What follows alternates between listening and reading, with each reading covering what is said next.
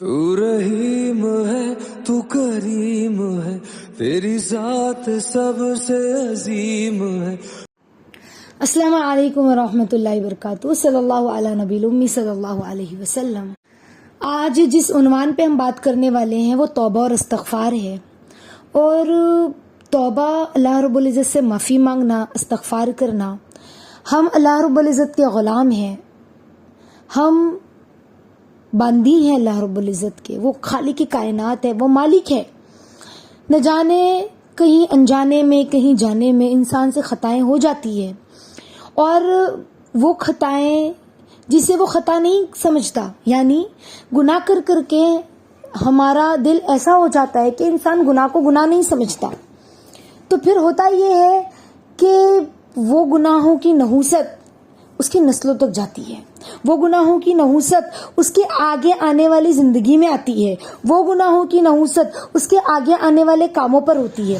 بعض لوگ کہتے ہیں کہ ہمارا فلاں کام نہیں بنتا، ہمارا فلاں کام نہیں بنتا، ہمارا فلاں کام نہیں ہوتا ہے، تو کہیں نہ کہیں کوئی اللہ کی مصلحت تو ضرور ہے ہر کام میں، لیکن ہم توبہ استغفار بھی کرتے رہیں کہ کہیں پتہ نہیں ہم نے کوئی زبان سے کوئی ایسے کلام نہیں کہہ دیا ہو، کسی کا دل دکھا دیا ہو، کہیں ہم نے کوئی بات بڑائی میں ایسی نہ بول دی ہو جو اللہ کو پسند نہیں آئی ہو، ہے نا، کیونکہ بڑائی کی ذات تو صرف اللہ کی ہے، اور بڑائی تو صرف اللہ کے لیے ہی زیبا ہے، تکبر اور بڑائی اسی کی چادر ہے۔ تو کہیں کوئی بات پہ ہم مغرور تو نہیں ہو گئے تھے اور ہمیں پتہ ہی نہیں چلا، ہماری زبان سے کوئی جملہ ایسا نکل گیا۔ آپ سوچیں کہ نبی پاک صلی اللہ علیہ وسلم کون ہے؟ رحمت للعالمین ہے، گناہوں سے پاک صاف ہیں، اللہ کے حبیب ہیں، وہ ہیں جن کے صدقے میں دنیا کو وجود دیا گیا۔ ان کے بارے میں آتا ہے کہ آپ صلی اللہ علیہ وسلم جو ہے استغفار جو ہے دن میں 100 مرتبہ توبہ کرتے تھے۔ حدیثوں میں آتا ہے، روایتوں میں آتا ہے کہ اللہ کے نبی صلی اللہ علیہ وسلم فرماتے ہیں کہ اے لوگو توبہ کرو، میں تو ہر دن میں 100 مرتبہ توبہ کرتا ہوں، حالانکہ گناہوں سے پاک، لیکن ہمارے نبی 100 مرتبہ توبہ کر رہے ہیں۔ اور ایک روایت میں آتا ہے کہ ہمارے نبی صلی اللہ علیہ وسلم فرماتے ہیں کہ میں استغفر اللہ و اتوب الیہ دن میں 70 مرتبہ پڑھتا ہوں، اور ایک روایت میں آتا ہے کہ میں 100 مرتبہ پڑھتا ہوں۔ اور ایک روایت میں اما عائشہ فرماتی ہیں کہ نبی پاک صلی اللہ علیہ وسلم کے وصال سے 1 سال پہلے سے ہی اللہ کے نبی صلی اللہ علیہ وسلم سبحانک اللہم و بحمدک اشہد ان لا الہ الا انت استغفرک و اتوب الیک، اس کو پڑھتے تھے، لازم کر لیا تھا، اس کو پڑھا کرتے تھے۔ تو اما عائشہ نے پوچھا کہ یا نبی اللہ، آپ اس کلمے کو مطلب اتنا پڑھتے ہیں، آپ نے اس کو لازم کر لیا اپنے اوپر، تو اتنا مطلب پڑھ رہے ہیں، تو اللہ کے نبی صلی اللہ علیہ وسلم نے فرمایا کہ یہ میرے رب نے مجھے حکم دیا ہے، میں اس کی اتباع کر رہا ہوں۔ پھر اللہ کے نبی نے اذا جاء نصر اللہ کی جو ہے وہ آیت پڑھی، سورت پڑھی، تو اس کا مطلب یہ تھا کہ اللہ کے نبی صلی اللہ علیہ وسلم کو فرمایا تھا نا اللہ نے قرآن میں اذا جاء نصر اللہ والفتح ورأیت الناس يدخلون فی دین اللہ افواجا فسبح بحمد ربک واستغفر، یعنی آپ اللہ کی پاکی بیان کیجئے، تسبیح بیان کیجئے اور استغفار کیجئے۔ اسی لیے میں میرے رب کے میرے رب کی تعریف میں اور توبہ میں مشغول ہوں۔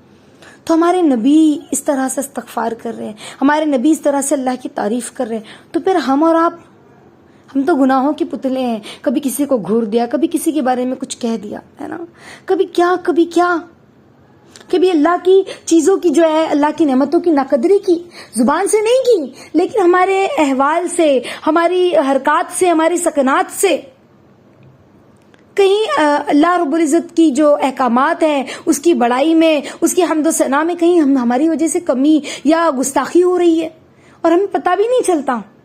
کہیں والدین کی نافرمانی ہو رہی ہے تو کہیں والدین کو ہم نے کچھ ایسا کام کیا، ناراض کر دیا، کہیں کسی کا دل دکھ گیا ہماری وجہ سے۔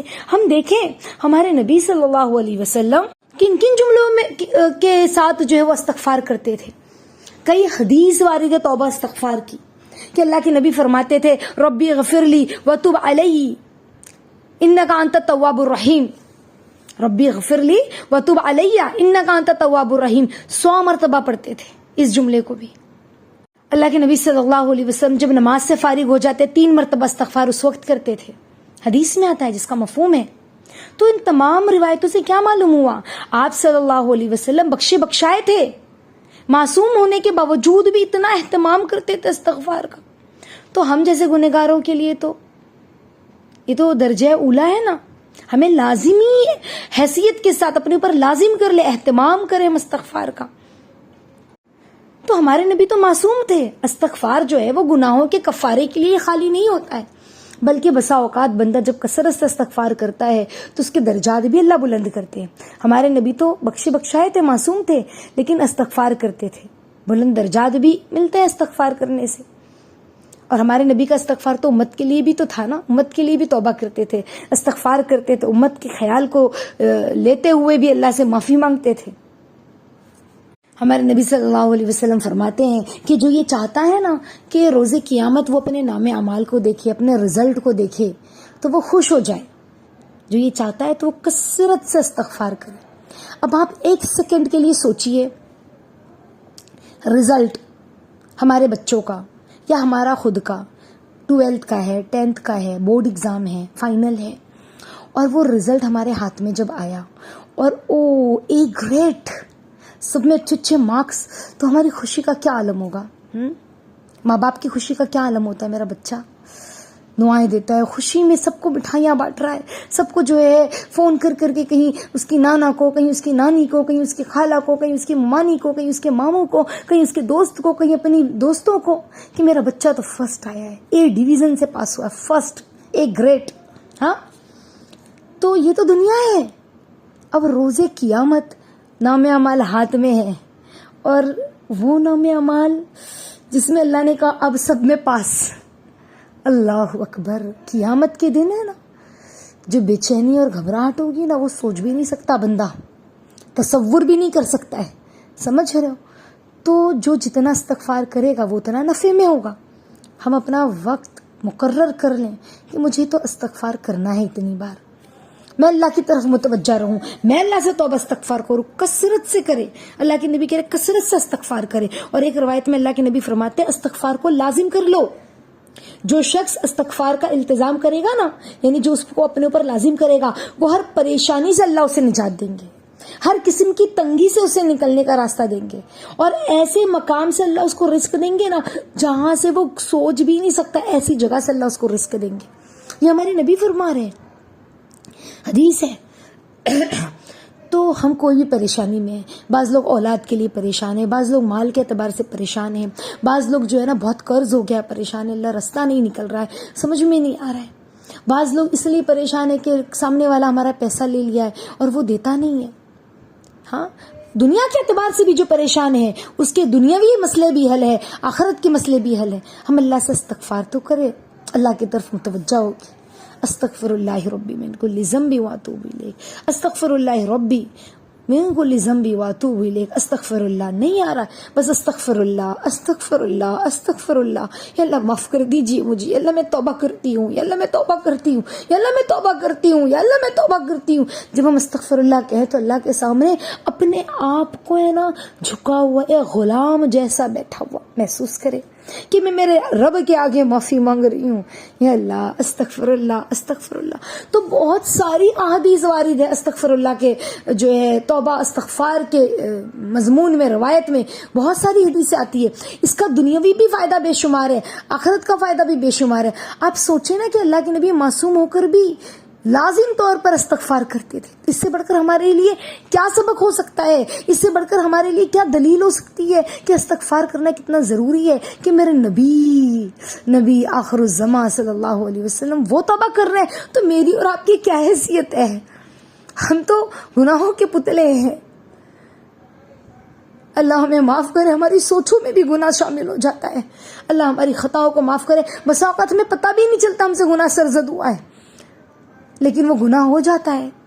تو ہم میں سے ہر شخص کو ہمیشہ اس کا جو ہے نا اہتمام کرنا ہے استغفار کا۔ اپنے بچوں کو بھی سکھائیں، جب بچوں کو بچپن سے ہم سکھائیں گے نا استغفار کی اہمیت، اس کی فضیلت، اللہ سے دعا میں استغفار کو مانگنا، تو بچپن تک وہ بچے سے اگر کوئی گناہ بھی ہوگا نا، اول تو وہ گناہ سے رکے گا نہیں، میرا رب ناراض ہو جائے گا، اور اگر کوئی گناہ سرزد بھی ہو گیا نا تو اس کا دل ڈرے گا، نہیں مجھے توبہ کرنا ہے، اللہ مجھے معاف کر دیجئے، اللہ مجھے معاف کر دیجئے۔